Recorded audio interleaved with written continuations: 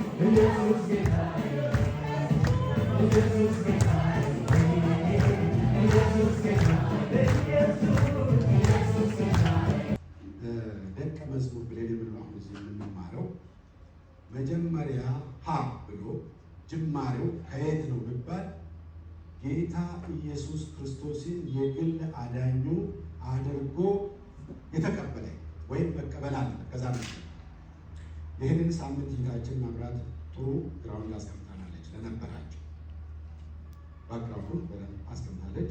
እግዚአብሔር ከየት እንደጠራን ከየት እንዳወጣን ከጨለማ ከዘፍጥረት ጀምራ ሐሳቡን ብላለች። ስለዚህ ጌታ ኢየሱስ ክርስቶስን ደቀ መዛሙርትን ሲጠራቸው ለመጀመሪያ ጊዜ አንዳንዶቹን ወደ ባህር ዳር ሄዶ አሳ የሚያጠምዱትን ኑ ተከተሉ፣ በኋላዬ ኑ ሰዎችን የምታጠምዱ ከዚህ በኋላ ማለት ነው አደርጋቸዋለሁ ወይም ሰዎች አጥማጆች አደርጋቸዋለሁና ተከተሉን።